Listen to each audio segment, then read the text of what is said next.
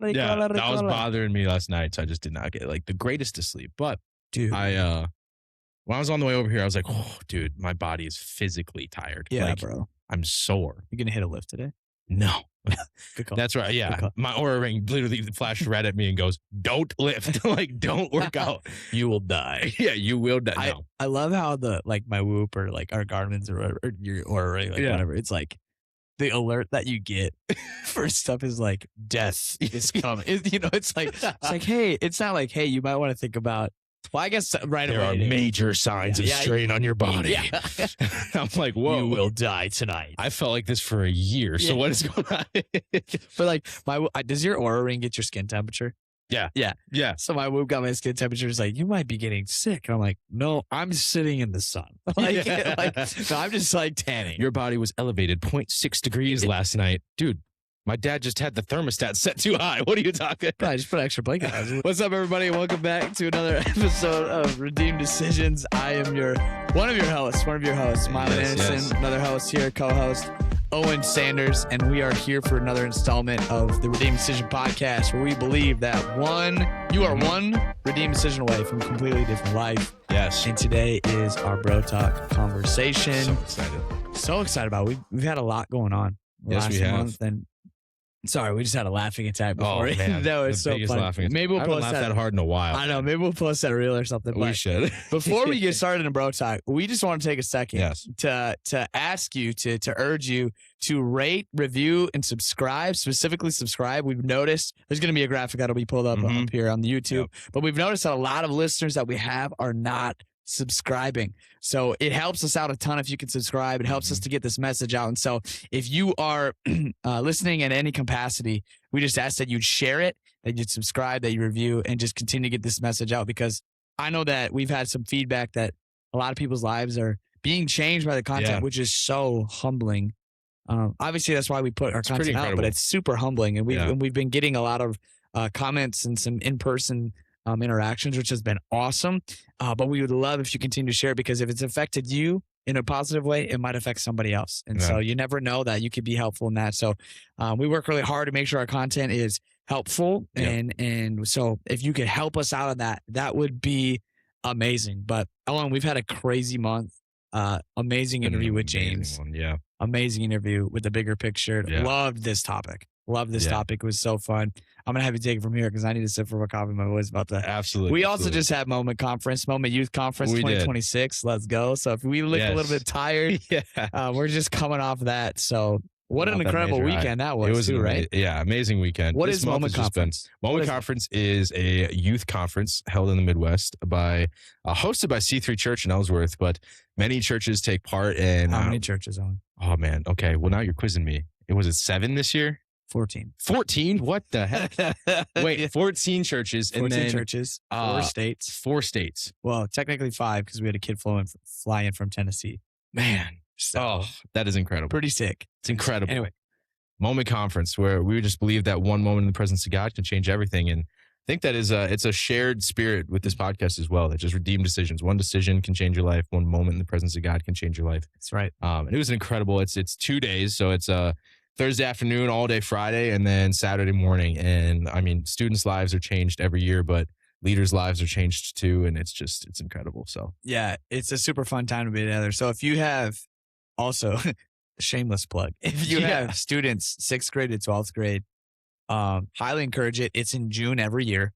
It'll be the 3rd weekend in June again. I'm pretty sure. Yep. We don't have our dates quite out yet. But it's a great time. And our big mission in that, it was started a couple years ago, or a while ago actually, and it's kind of morphed into what it is now. But our shared vision is that we believe that moments in the presence of God can create momentum in somebody's life that creates a movement across the world. So that's kind of the tagline with that. It's an amazing time to be. We'll have to get Jacob on so we can kind of talk him through. So Jacob is a youth pastor at C3 Church, and just kind of a huge proponent of moment and what that looks like. So we'll have him on soon. But anyway, totally great weekend. So we had a lot going on. Yes. Yeah, many highlights this month. And also, if you're new to the pod, big intro. If you're new to the pod, if this is your first episode, BroTalk is where we kind of just sit and reflect, talk through like the topic that we just had at hand and how we've grown in it. He's going to be rough with the voice today. It's all right, yeah. And kind of what we've learned from it and just like a recap and reflection. Because a lot of times I think we have these conversations and then we just kind of like move on. And so this is an episode for us to kind of like sit and reflect on the things that we observed and seen, and specifically for us, but also maybe for you. So absolutely. Oh, and what did, before we get into that, dude, like what is the best cough drop? Just with our sore throats. I was thinking we were before, laughing about like Ricola. Oh man, I honestly, we're joking about it, but Ricola, yeah, seriously, I think so. Yeah, I know I don't have, I'm not like a connoisseur of cough drops, but like, right, I'm out here popping them, dude.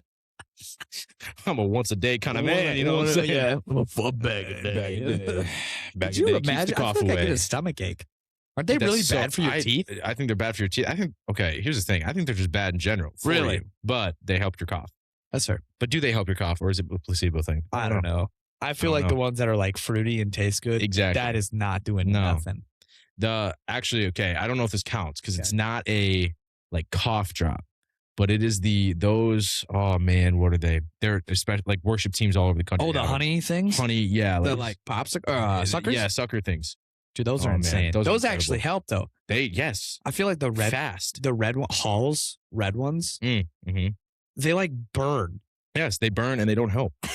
I feel like I just feel more sick. In fact, speaking of Moment Conference, 2 years ago was the year where yourself, Jacob, and I split up the sessions and preached the sessions together. That's right. And every leader got sick.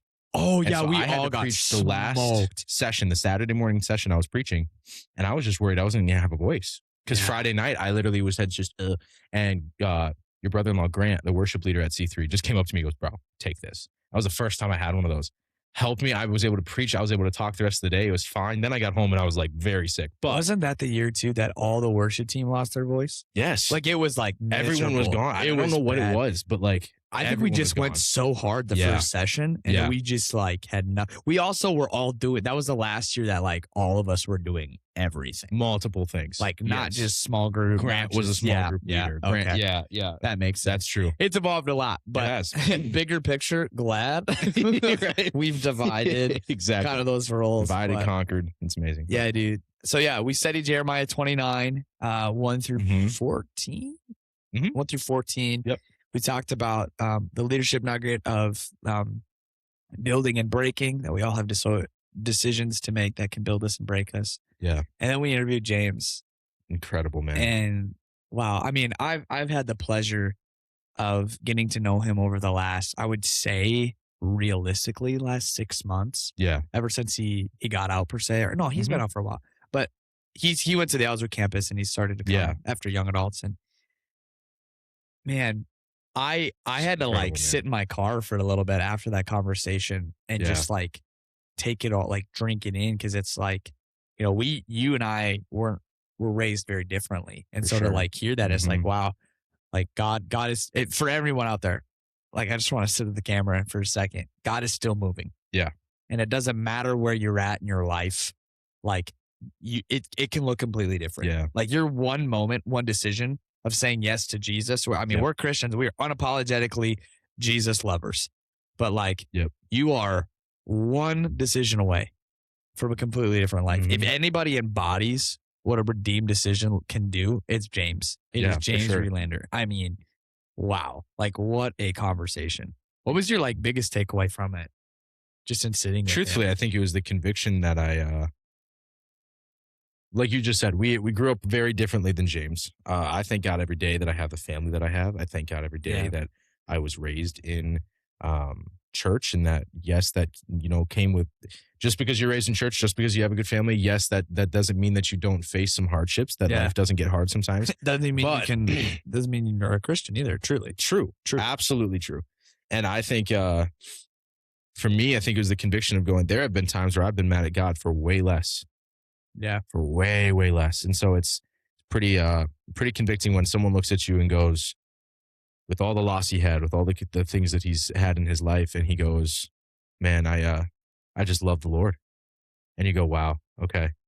And I think too, the takeaway that I've taken and carried that in my spirit over the last, week or so, is I feel like my prayers of just kept repeating what you just said. God is not a dead and inactive God. He is alive and active. He is still moving. He's not a God of just Bible times. He's a God now, and he's still moving and still performing miracles and still changing people's lives. And it's just incredible to see that right across. And I've known James for probably since he's been coming to young adults, but not been able to spend any certain length of time with him. But since that interview, I've been able to have some more conversations with him, and just what an incredible man of God. Yeah. Just an incredible man of God.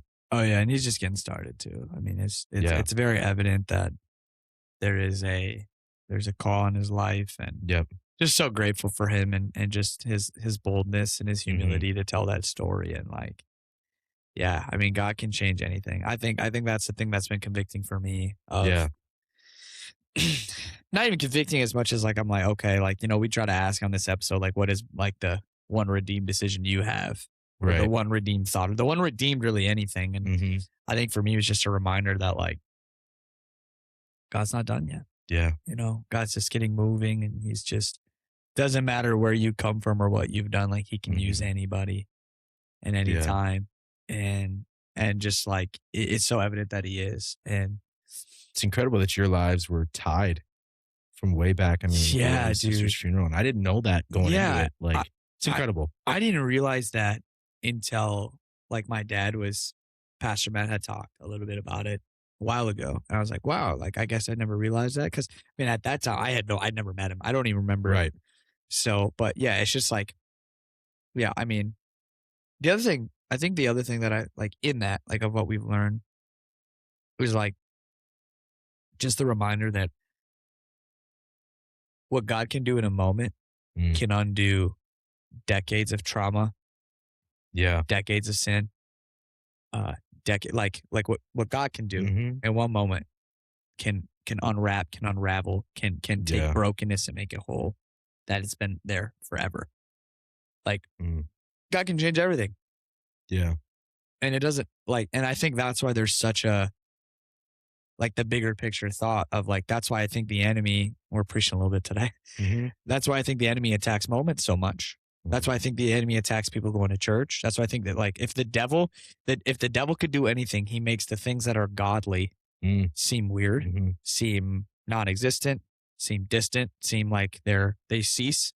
See, if the enemy can try to do anything, he can take what God meant to be good and he can pervert it. That's literally what the whole Bible is. You know what I mean?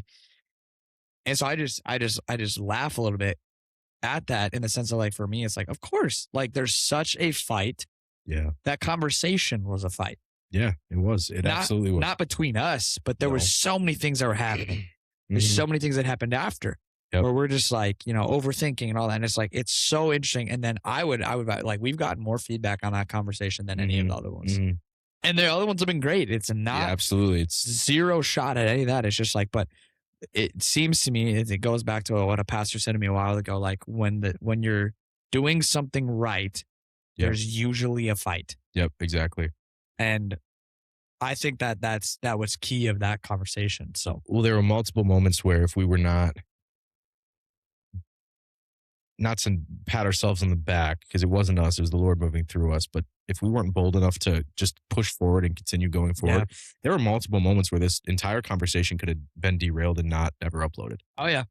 We had distraction after distraction. We didn't know if the audio was going to be good enough. It took us probably twice as long to set that up on the porch than it's taken us to do any other podcast. Our phones are overheating from the sun. We lost our wide shot, all these different things. And then also we didn't know if the audio even was going to pan out, because we had a 6-inch bore exhaust truck driving by, slamming on it. We had a bar that was playing music live music right next to us. Right.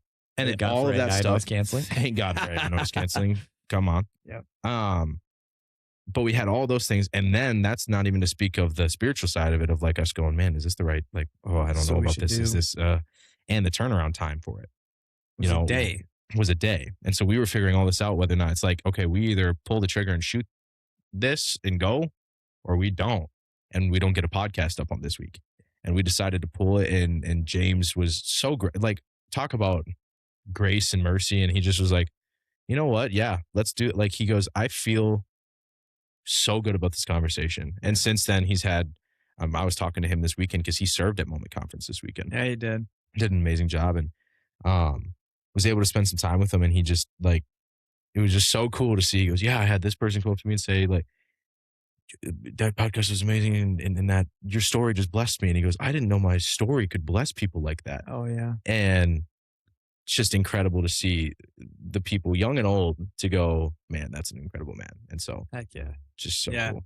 Heck yeah. Well, shout out to James. We love you, bro. We're so proud of you. So excited. It's a big deal. It's a big deal. Excited for what's next. He's got big things coming. So we'll keep that on the DL for protection, bro. Yep. Yeah, man. I mean, dude, yeah. I felt so empowered and just so excited to keep going. And those are the stories that, even as a pastor, just as a fellow believer, I mean, the Bible's pretty clear. Revelation 12:11, I think, is like, they will overcome by the blood of the Lamb and the word of their testimony, right? Like that was a testimony, was a story. Yeah. Stories matter. Stories matter because, you can relate to someone. I think there's freedom in stories. And so, yeah. Do you think that we devalue small moments like that though? Like, let me elaborate. So James talks about Pastor Matt sitting down with him for 10 minutes. Yeah. 10, 15 minutes, whatever. Yeah. I think it was 10 or 15 in that realm. Changed his life. Less than 20 for sure. It changed his life. Yeah. And I think that was another thing that kind of stood out to me in that conversation of how many, 5-10 minute conversations am I having with different people, or just interactions or things like that could have the potential to change their life. But am I devaluing those moments? I think so. For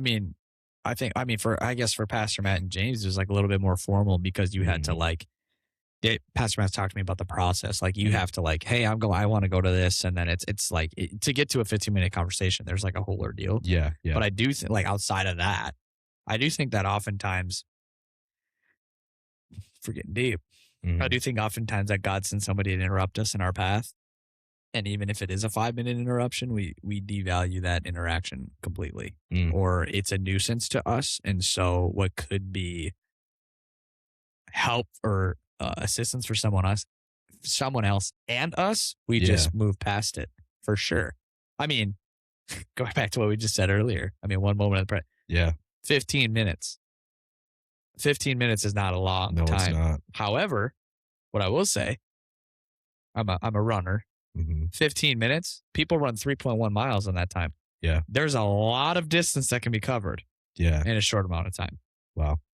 We have conversations for 40 minutes to an hour. The amount of stuff that's covered, and that's in the grand scheme of life. You still got 23 more of those a day. Right. Like in a grand scheme of life, I think we're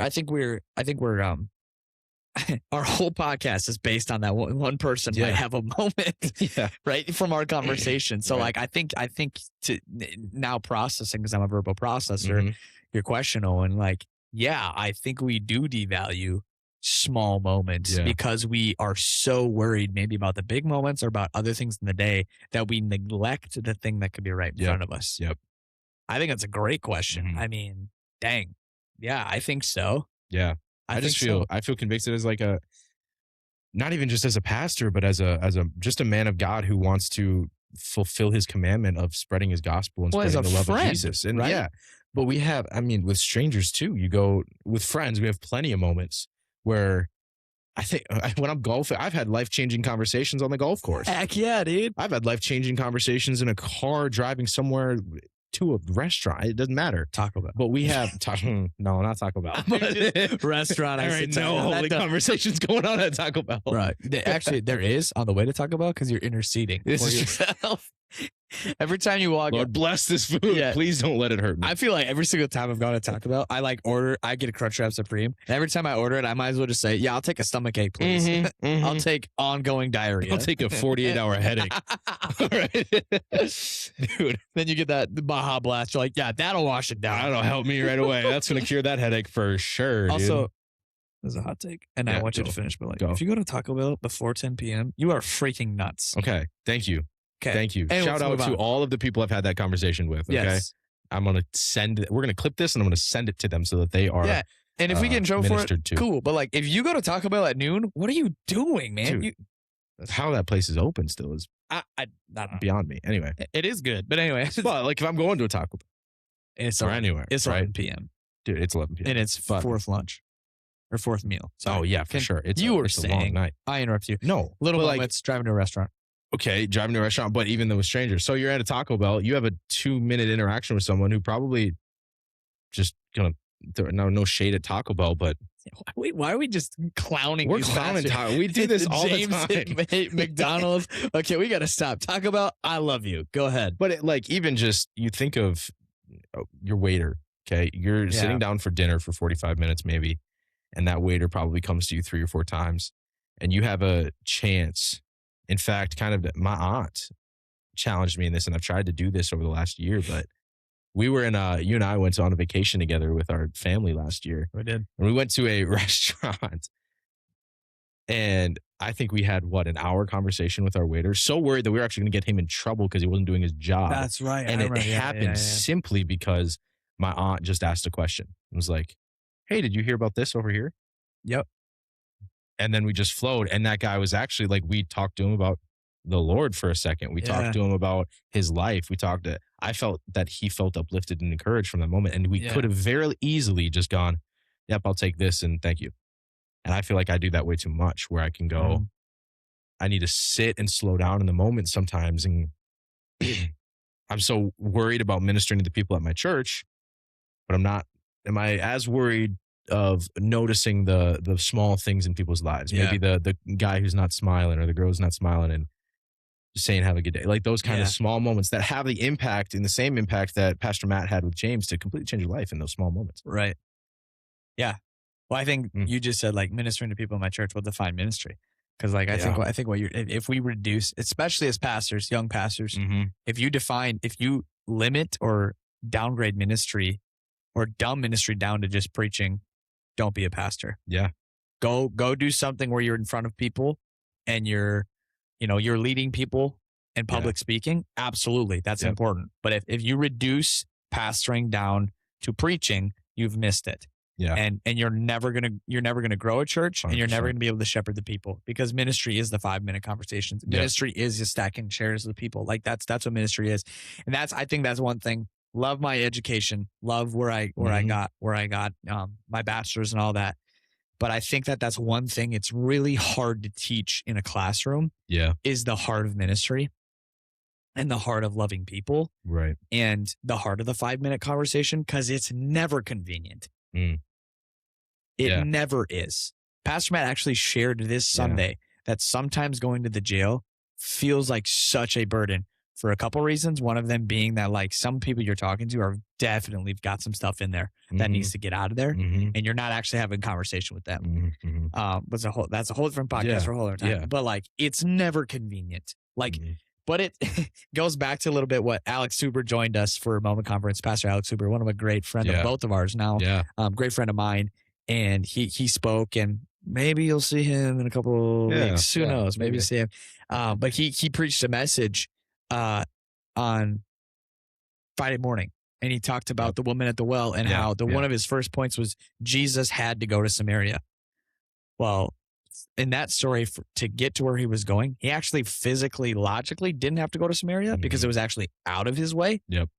But he had to go to Samaria because he had somebody to meet. Yep. And I think that's a lesson for all of us, but specifically just for a moment for pastors or young pastors, old pastors, anyone. And if you're leading anybody in any capacity, but specifically in ministry, it's never convenient to have the conversation. Sorry, let me rephrase. It can be inconvenient to have the conversation you're supposed to have. Jesus went out of his way to minister to that woman. A lot of times I think we get so bogged down with, especially young people, I need boundaries in my life. I'm like, absolutely. Boundaries are good. Yeah. Boundaries are great. Yep. But also show up to stuff. Yeah. That's a hot take. But your friend needs you. Show up. Yeah. Oh, but no, show up. Yeah. Jesus showed up for that woman.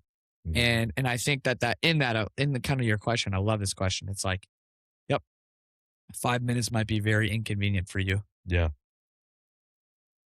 I heard this at a basketball camp, actually. It's called PGC, Point Guard College. So I went there when I was a junior. One of my best friends, have been my best friend since we met. Shout out to Gage Westland. Let's go. Okay. They had a TP is a quote they had. Hold on, I'll break it down. That's exactly what I did. I was like, TP, what the TIPI. Okay. Usually in life, and this is a thing I learned in basketball, and it came to practice and drills and all that. But it's definitely, for me, it's in life too. A temporary inconvenience usually ends in a permanent improvement. Mm. So I like to give this real life example, and I promise this will be well-rounded. Mm-hmm. Nobody loves road work.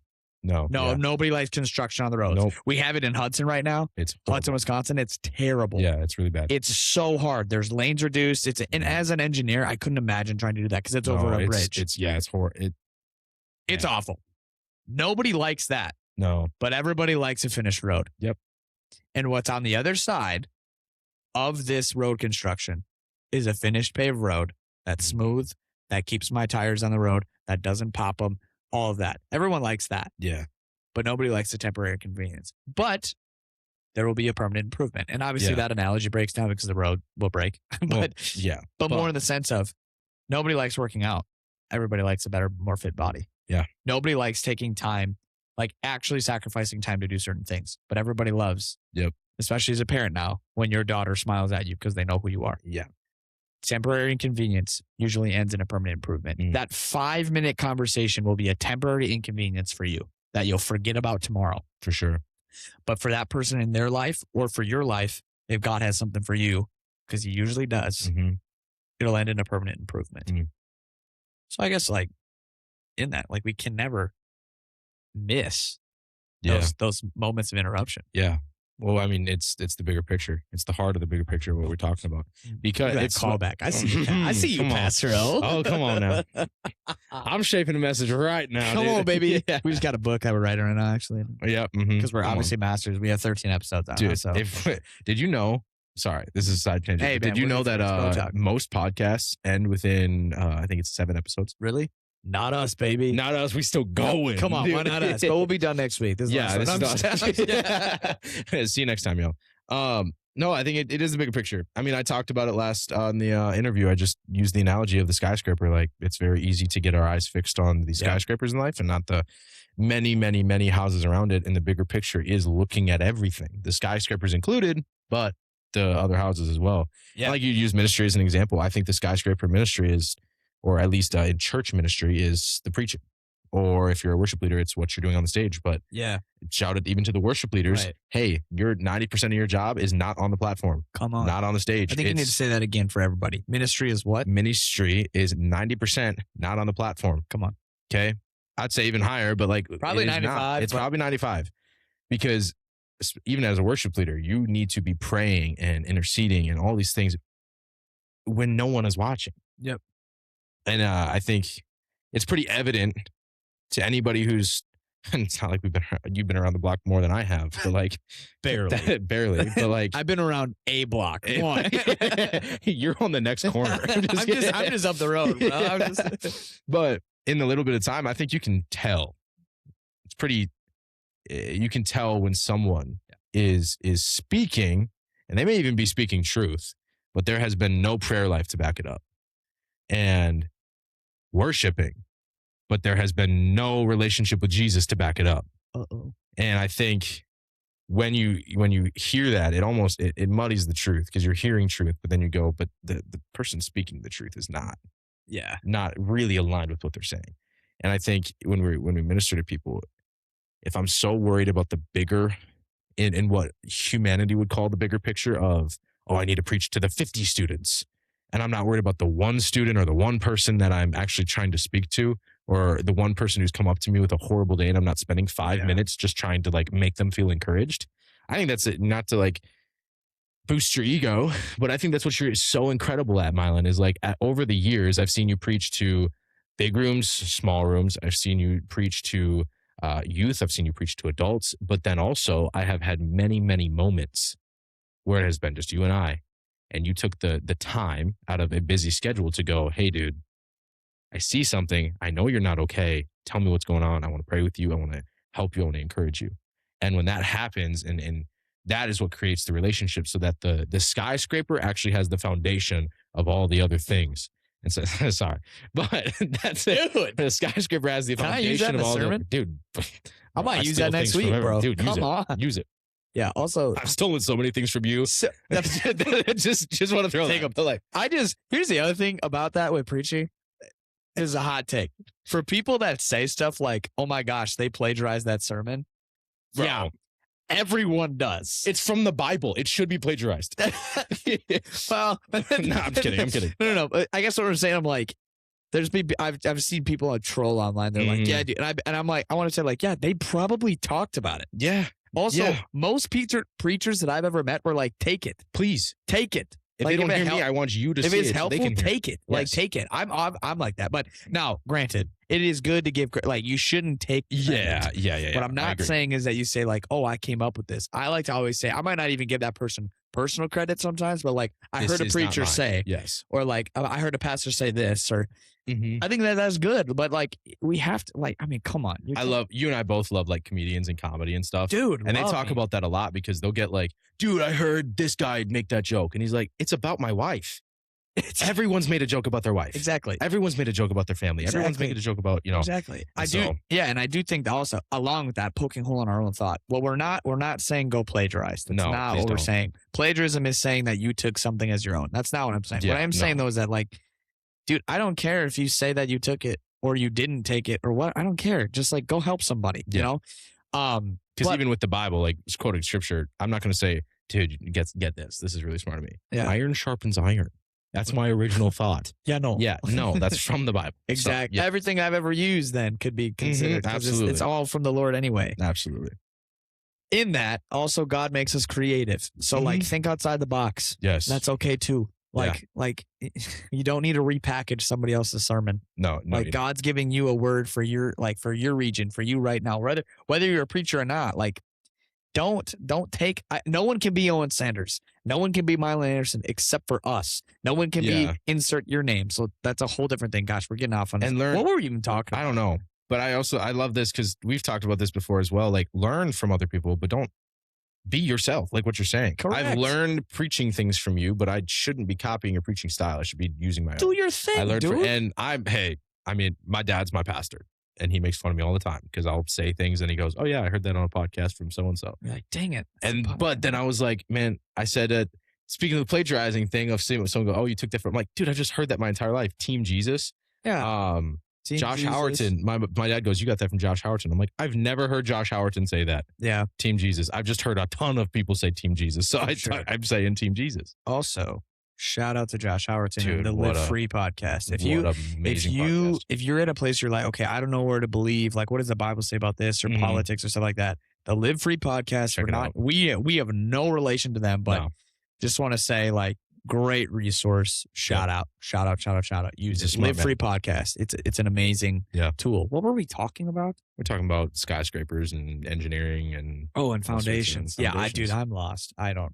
We just talk about bigger picture. Yeah. This is what BroTalk is, yo. Yeah. I got off on a tangent because of that, good. But I can't remember what I was going to say. But yeah, dude, small moments, man. Small moments. Yeah. Small moments matter. That's why we have a conference called Moment Conference. Yep. Obviously, we keep mentioning it because we literally were there 2 days ago. Yeah, and I think too, like bigger picture stuff as well. Like we talked a lot about it in the Bible study about like doing things you don't want to do, or what if you're doing something and you won't see the fruit of it?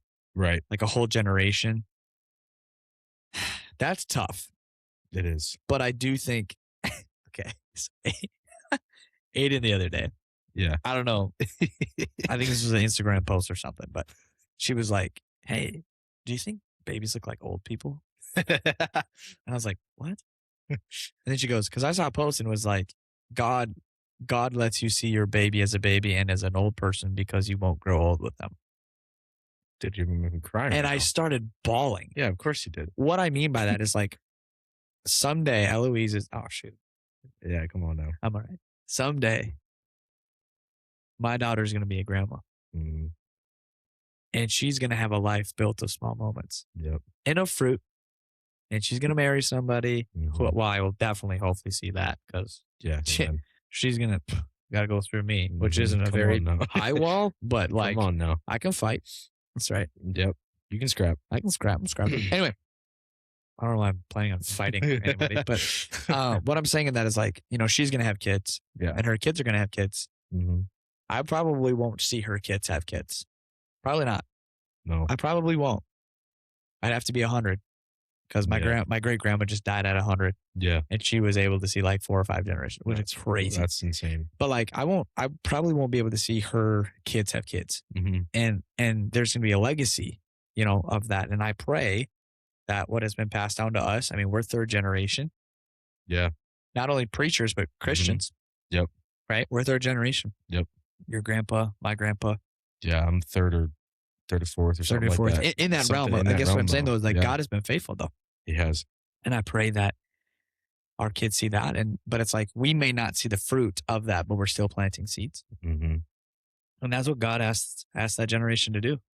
Yeah. Hey, you living and dying here. But again, staying faithful. Yeah. Is what we talked about. Staying faithful. You doing that is gonna help the next. Yeah. And I think that, kind of circling back a little bit to James, it ran in his family until it ran into him. That's a big deal. And my mom, who's a pastor at our church, she had been saying this for the past few months, just the things that our church has been going through and the tension of growth and the strain of the Lord trying to mold something in us. And it was the picture she got in her head, which is exactly what we've been saying is, are you willing to work so hard now even if the next generation is the one who receives the blessing and it's not you? Yeah. That's so Are you willing to work as hard as if you would have it? But it's not going to be you who receives it. It's going to be your kids or like James, to bring it to James, is he going to work? And I believe he is. I mean, 100%. You see it on him 100%. 100%. He's working so hard. We're believing by faith. So that his kids, his grandkids never have to see the things he saw. So good. It's just incredible. It's great, bro. Dude, it's so good. Man. I don't know. We're just so blessed. Yeah. I love what we do. This has been fun and it's continuing to be fun and just a blessing to be able to record. And it is so fun to work on this stuff. Also, being back in this studio. Yeah. Because we're all over the place all the time. All over the place. I think that's another thing, like just for the recording, like it's really fun to try different environments. But because of God, is it nice to be like, yeah, we can just set up here because we are set up tear down as a podcast right now. And we're believing for a studio, but goodness, man, it's nice to be here. It's so fun to do it in different environments. Pretty stressful when you're trying to like get everything set up. It always takes longer, dude. It does. And then today we were just commenting as we were setting up today. I'm like, man, feel at home. We're back. Pretty good. We're back, man. Like, pretty good. And then we realized it's been 3 months since we've been here, dude. Pretty much. It's been 3 months of podcasting. Pretty much. I think we recorded what? 2 episodes in here? BroTalk, and you've recorded many in your little office there. Yeah. But I don't know house. what in this. Yeah. Was it just, I think it was just BroTalk, man. I think we've only recorded 1 actual episode like this. No, we recorded 2. But it was a redo. Oh yeah, dude, that was rough. Yeah. We've actually probably recorded almost over 20 episodes, but some of we'll get like 30 minutes and we're like, dude, we didn't go anywhere. Well, that's actually only happened once. Yeah, it's only happened once in this, and then in this room, and then we had the audio failure on my. Oh, that's right. It was my fault as the producer. That's right, Got dude. to it yelled it all night and was like, nope. Yeah, that didn't work, man. You affected your pay on that one. Yeah, dude. From $0 to $0 is crazy. I was so sad, man. Dude. I was like, hey, man, we got consequences. Yeah, I don't know. I think the other thing too, just kind of in this conversation that we've had of this theme, with like the thought of like, is this going to build you or break you?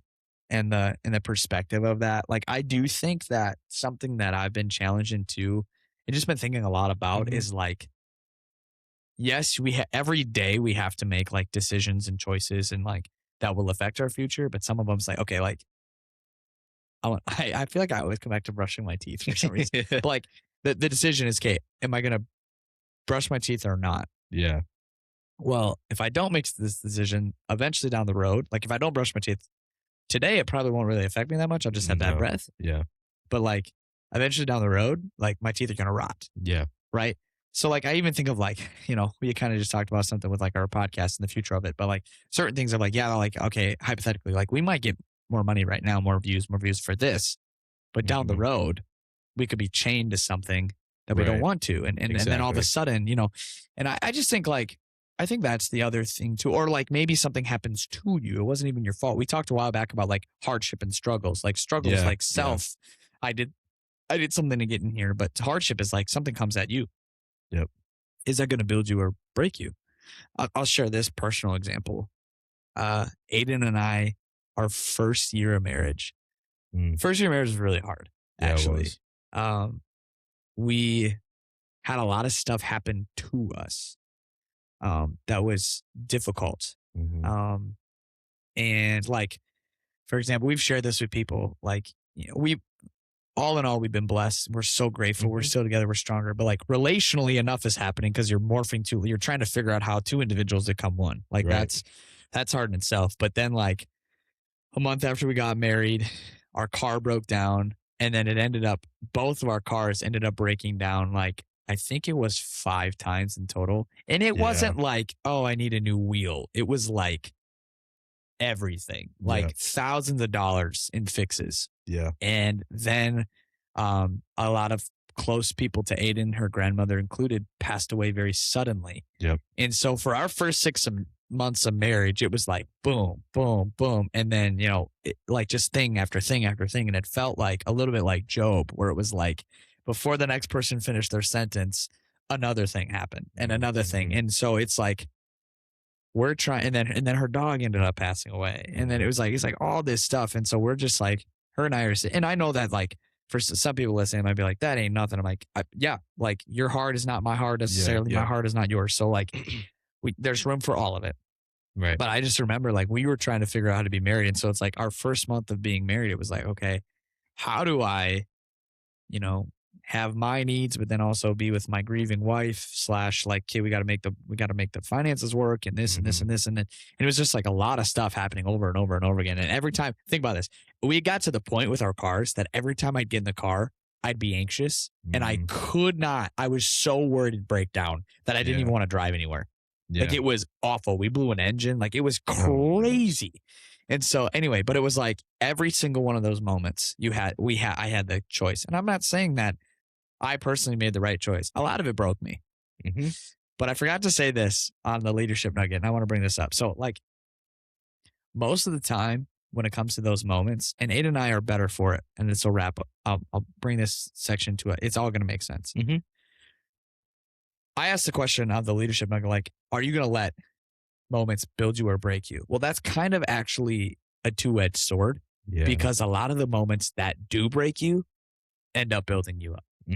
Like the army, when you go into the military, they literally break you down, strip you of everything you knew so they can build you back up to what you're supposed to look like. And so like, I think like that leadership nugget is really great, but I'd also add on to that. Like you do have to you have to decide. But a lot of the times, even the Lord will break us down, refine us is what they call it, so that he can build us back into what we're supposed to look like. Yeah. And I think like those moments for us, like our marriage, it was a struggle right away, but we're so much stronger because now I know, okay, this is how you handle stress. This is how, and it was like we got a crash course, and it's not perfect, but it's a lot better of like, oh, I've seen you and I know how you react in that. So I guess I'm just saying is like, you know, James and all the different testimonies is like, yep, there's going to be moments that break you, but are you going to decide that even being broken, this is like, for me personally, and I know you feel the same way, I refuse to settle, and I refuse to not let the cross have the final word in my life. Come on. And that's the decision where it's like, are you going to decide? Is this going to be something that you stay broken or you get built back up? Because you can remodel a house. You can remodel a house. But you have to actually remodel it, you know? Yep. Anyway. It's an active decision you have to make, man. That's incredible. Active. There was a word that I feel like I used a lot over the last few years, was just intentionality. It's intentional. Nothing can't just go through life fluttering in the wind, I guess, for lack of a better term, dude. Just like you're not a kite in the wind, dude. Yeah, I'm gonna go to work and I'm gonna do this. No, things have to be intentional, man. Like, for you to make that decision for your first year of marriage, and I remember that time. I got a picture inside of that, but I didn't know everything that was going on by any means. But Oh yeah, man. And I mean, we could tell. I mean, I could tell just with you because you would have conversations with me of like, hey, this is what like this is marriage, and this is what I'm learning in marriage, and this is what I'm learning about Aiden and about myself and all these things. And you can tell from the outside it was an active, intentional decision every day to let those things that could have the potential to break you and did break you, yep, build you back up stronger. Oh, to yeah. actually, like you said, I love that picture of, man, the first year was a crash course. Crash course, baby. It was breaking, but it was also breaking all of the stuff that probably would have been broken off in 5 years anyway. Yeah. All within the first year of getting to know your wife in a very deep way. So heck yeah. And God's timing is everything to that. So no, we just use that. And that's something that we've shared together. So I feel very comfortable sharing that. Not everything, but yeah, I mean, it's the reality of it. And I know for a fact, like I would say too, I want to preface this. We have been blessed with some wise counsel around us. So it was not us just like, yes, it was us and God for sure. But there was a lot of like, we have a select couple of people that really speak into our lives. And there was a lot of counsel there. And it if not for them, not for our friends that are a season ahead, a season right next to you.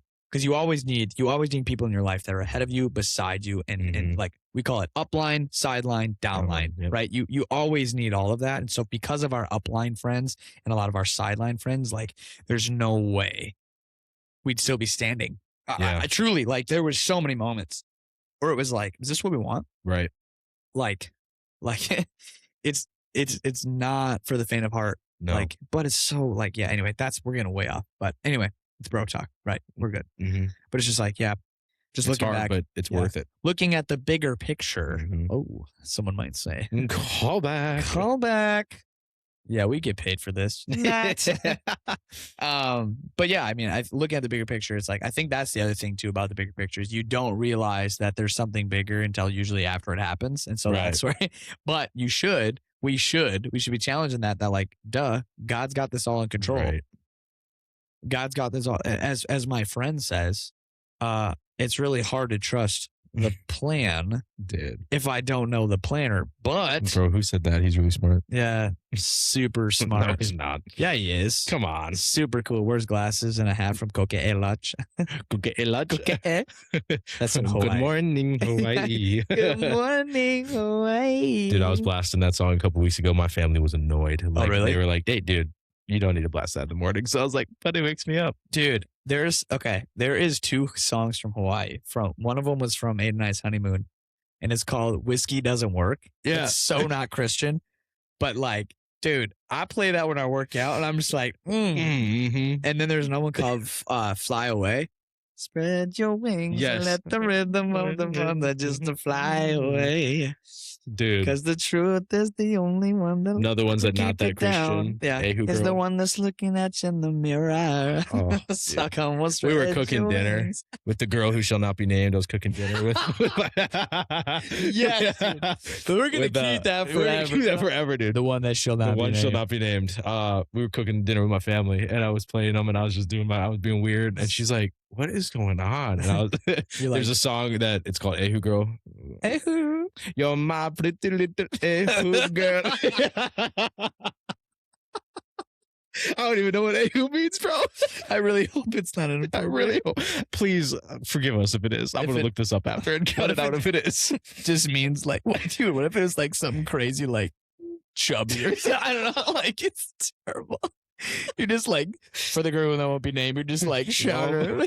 I can't do it. It's terrible. I was going to sing it too. We should look it up. We don't have our phones on us. We don't. We should look it up. That's hilarious. Okay, it is frequently used in the phrase Ehu Girl to describe local surfers or islanders with sun-kissed light brown or sandy-colored hair. Wonderful. We're not weird. Thank God.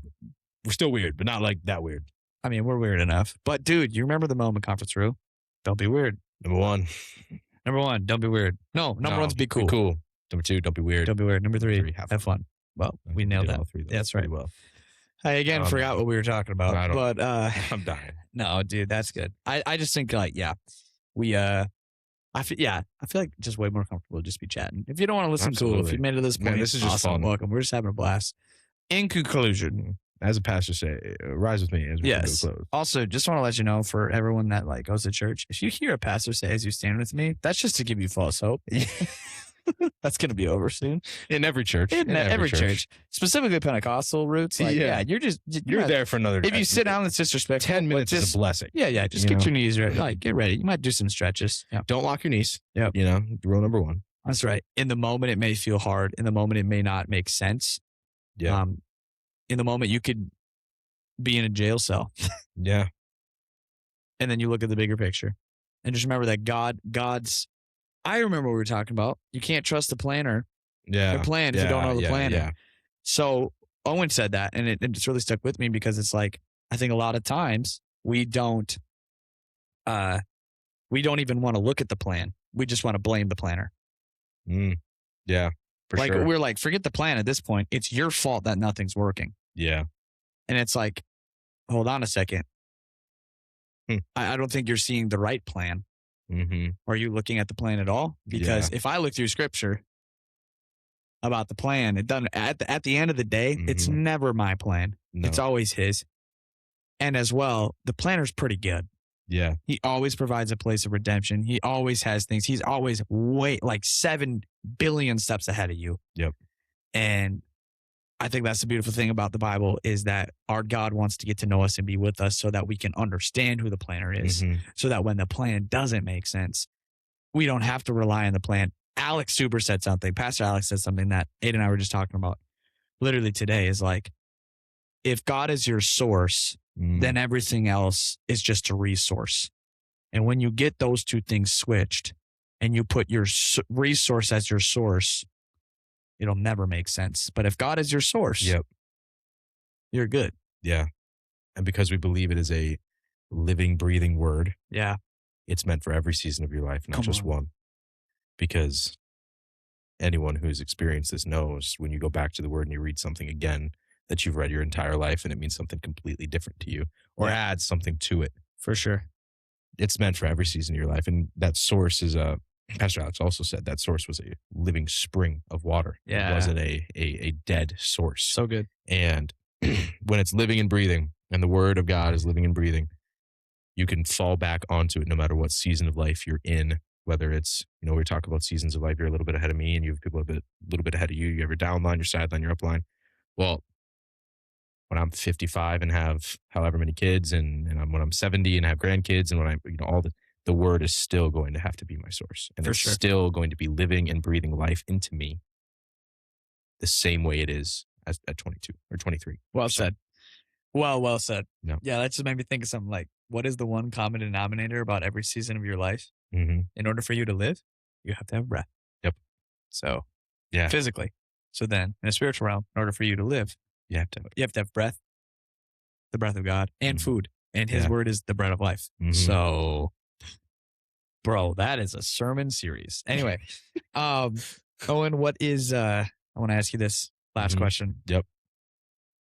What was the funniest thing that happened to you at Loma Conference? We always have to end with funny, bro, because dude. I got one. Oh, man. Mine involves you. Really? Yeah. Oh, yeah. So you go first. Okay, I'll go first. Man, I have two real quick. We had this wonderful student walk up to me.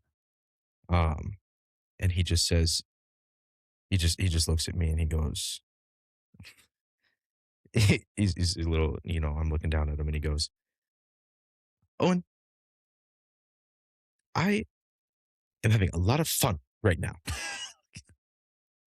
But I never thought injuries would be fun. He's like rubbing his neck. And another leader goes, I just don't think he's never been sore before. It was just so funny. But then the other one was, we do a punishment, and shout out to Brianne and Ethan who ran our games and our exist. Yes, claps in the chat, claps in the comments, That's right. Emojis.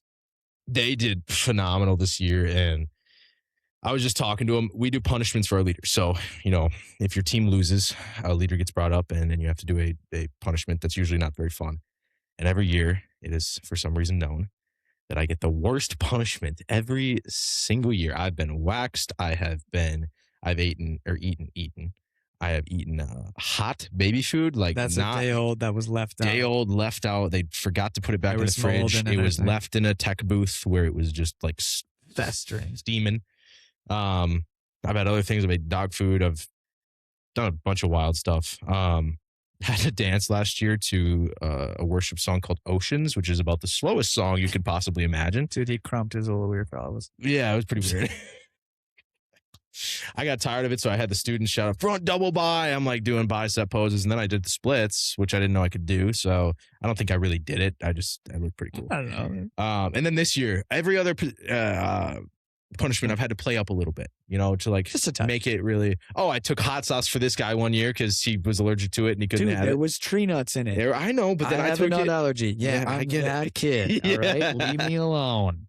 I've always had to play them up. This year, I did not have to play it up at all. They gave me day-old Chick-fil-A. I'm talking chicken nuggets, fries, Chick-fil-A sauce, lemonade, and then they put it all into a blender. Cold, by the way. Blender. Like not like cold, ice-cold chicken. Put it into a blender, blended it all together, and then I had to drink it.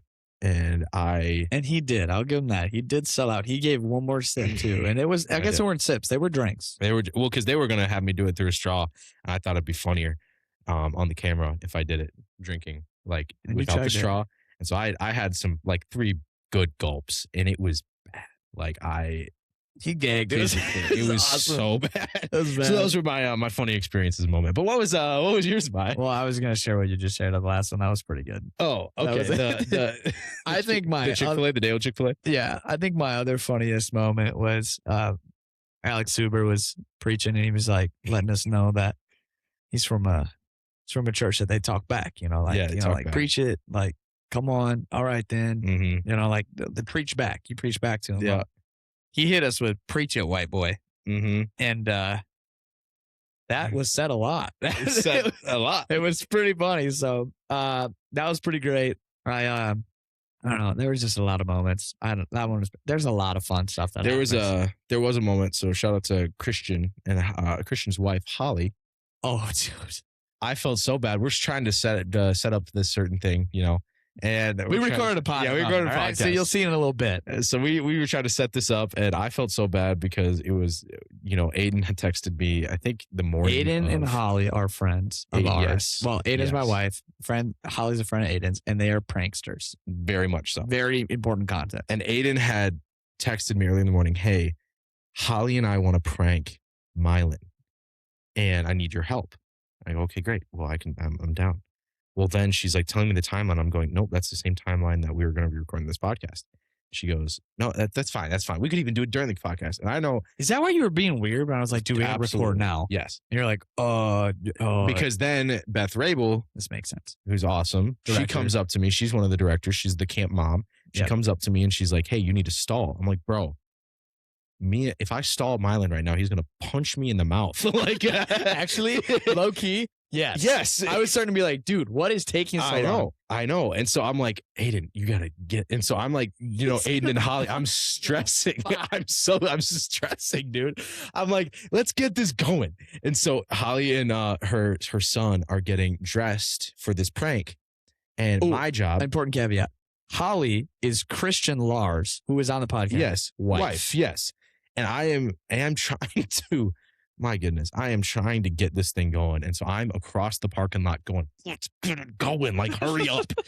And so finally I go, okay, let's go, Beth. I go, Beth, I need you to come with me because I feel so terrible right now. I need us both to go so that he thinks it's real. So I walk up to him and I say, hey, Mylan, there are 2 loose pit bulls in the backyard where all the kids are playing. Or all the students are playing the games. And the look on your face, what? Like he's going like that's such a niche thing to say. Yes, pit bulls. And so he walks around the corner. Dogs. Yeah, pit bulls.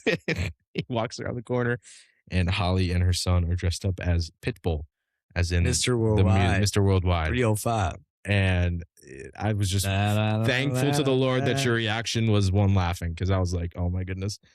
I was so like funny. so shook. I was just like, what the heck? Well, then I guess Holly was trying to play some music and it didn't work. So it was like dead silent. Yeah.